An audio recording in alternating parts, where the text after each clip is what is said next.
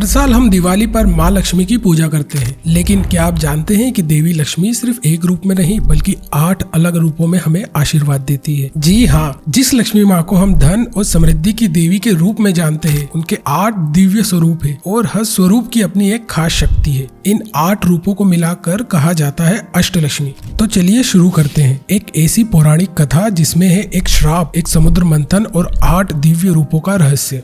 बात उस समय की है जब ऋषि दुर्वासा, जो भगवान विष्णु के परम भक्त थे, भगवान विष्णु की पूजा के बाद प्रसाद में एक दिव्य पुष्पमाला पाते हैं। खुश होकर वो ये माला देवराज इंद्र को भेंट करने स्वर्ग जाते हैं और उन्हें दे देते हैं, लेकिन देवराज इंद्र ने घमंड में वो पुष्पमाला अपने हाथी ऐरावत की गर्दन में डाल दी। ये देख ऋषि दुर्वासा बहुत गुस्सा हुए। उन्होंने कहा, इंद्र, तुमने सिर्फ मेरा ही नहीं बल्कि भगवान विष्णु का भी अपमान किया है। और फिर ऋषि दुर्वासा ने इंद्र को श्राप दे दिया, चूंकि तुमने नारायण की भेंट की कद्र नहीं की, इसलिए लक्ष्मी यानी समृद्धि तुम्हें छोड़कर चली जाएगी। और ऐसा ही हुआ। लक्ष्मी माँ, जो उस समय स्वर्ग में स्वर्ग लक्ष्मी के रूप में विराजमान थी, वो वहाँ से चली गई। माँ लक्ष्मी के जाते ही इंद्र की सारी शक्ति, सारा वैभव, सारा तेज खत्म हो गया। स्वर्ग उजड़ गया, असुरों ने हमला कर दिया और देवता हार गए। तब देवताओं के गुरु बृहस्पति भगवान विष्णु के पास गए। भगवान विष्णु ने उन्हें बताया कि क्षीर सागर का मंथन करो, उससे अमृत निकलेगा। देवता अमृत पीकर अमर हो जाएंगे और सबसे बड़ी बात, लक्ष्मी भी फिर से लौट आएंगी। लेकिन एक समस्या थी, सागर मंथन बहुत बड़ा काम था। चतुर बृहस्पति ने असुरों को लालच दिया, अमृत और खजाना मिलेगा। और शुरू हुआ समुद्र मंथन। मंदराचल पर्वत को मथानी बनाया और वासुकी नाग को रस्सी।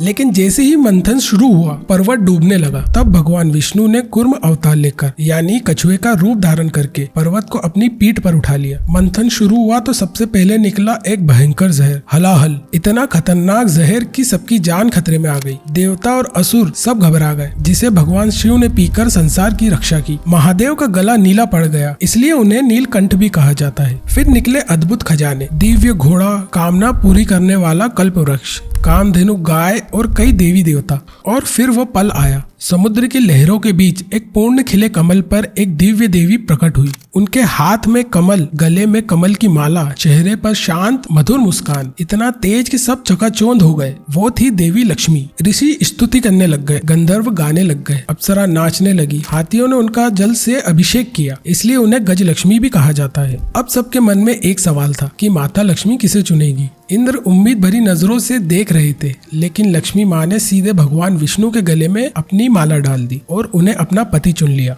क्यों? क्योंकि लक्ष्मी सिर्फ ताकतवर के पास नहीं बल्कि उसके पास जाती है जो जिम्मेदार, दयालु और समझदार होते हैं। इंद्र सिर्फ भोग चाहते थे, जबकि भगवान विष्णु संसार का कल्याण। इस चुनाव ने हमें एक बड़ा सबक सिखा दिया। धन का उपयोग सिर्फ अपने लिए नहीं बल्कि सबकी भलाई के लिए होना चाहिए। अब जानते हैं लक्ष्मी माँ के उन 8 रूपों के बारे में जो हमें जीवन के अलग अलग वरदान देते हैं। पहली है आदि लक्ष्मी यानी ज्ञान की देवी। ये हमें सही रास्ता दिखाती है, हमारा लक्ष्य साफ करती है और मोक्ष का मार्ग दिखाती है। और ये भगवान विष्णु के साथ ब्रह्मांड के सारे धन की अधिष्ठात्री है। इससे हमें ये सीख मिलती है कि ज्ञान ही सबसे बड़ा धन है। दूसरी है धन लक्ष्मी, संपत्ति की देवी। ये सिर्फ पैसा ही नहीं बल्कि अंतरिक्ष शक्ति और बुद्धिमत्ता भी देती है। एक रोचक कहानी है, एक बार धन लक्ष्मी भगवान विष्णु से नाराज होकर पृथ्वी पर चली गई। भगवान विष्णु उनके पीछे गए लेकिन गरीब हो गए। तब भगवान विष्णु ने कुबेर देव से कर्ज लिया लेकिन चुका नहीं पाए। कई सालों तक कर्ज में फंसे रहे। तब उन्हें पैसे की अहमियत समझ आई। फिर धन लक्ष्मी ने उन्हें आशीर्वाद दिया और धन से भर दिया। इसे हमें पता पड़ता है कि जो मेहनत करते हैं, पैसे की कद्र करते हैं, उन पर धन लक्ष्मी की कृपा बनी रहती है। तीसरी है धान्य लक्ष्मी, अन्न की देवी। अन्न यानी भोजन।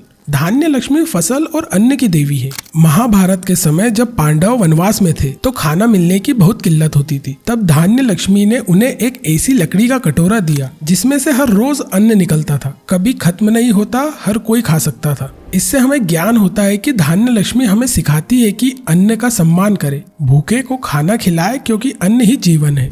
चौथी है गज लक्ष्मी, पशु और भक्ति की देवी। इनके साथ हाथी दिखाए जाते हैं। ये हमें सिखाती है कि जानवरों के प्रति प्यार और सम्मान रखना चाहिए। सीख, प्रकृति और जीव जंतुओं की देखभाल करो, जानवरों के साथ प्यार और सम्मान से पेश आओ। पांचवी है संतान लक्ष्मी, परिवार की देवी। ये संतान सुख की देवी है और अच्छे स्वास्थ्य और परिवार में खुशहाली का आशीर्वाद देती है। ये हमें सिखाती है कि परिवार को पवित्र माने, बच्चों की परवरिश को जिम्मेदारी समझे और बच्चों को अच्छे संस्कार दे।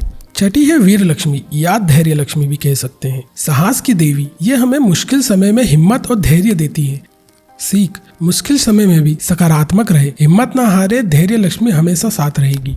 सातवीं है विद्या लक्ष्मी, ज्ञान की देवी। उन्हें सफेद कमल पर बैठी दिखाया जाता है। वे हमें असली धन यानी शिक्षा और ज्ञान देती है। बाहरी धन तो आता जाता रहता है, लेकिन ज्ञान कभी खत्म नहीं होता। इससे हमें सीख मिलती है कि पढ़ाई करो, ज्ञान बढ़ाओ, हमेशा सीखते रहो। आठवीं है विजय लक्ष्मी, जीत की देवी। विजय लक्ष्मी हर तरह की जीत देती है, चाहे वो परीक्षा हो, व्यवसाय हो या जीवन की कोई भी लड़ाई। विजय लक्ष्मी हमें सिखाती है कि लाइफ में सकारात्मक रहो और सफलता के लिए लगन से मेहनत करते रहो। आध्यात्मिक जीत ही असली जीत है। ये थी अष्टलक्ष्मी की अद्भुत कथा। हर रूप की अपनी खासियत है, हर रूप हमें कुछ सिखाता है।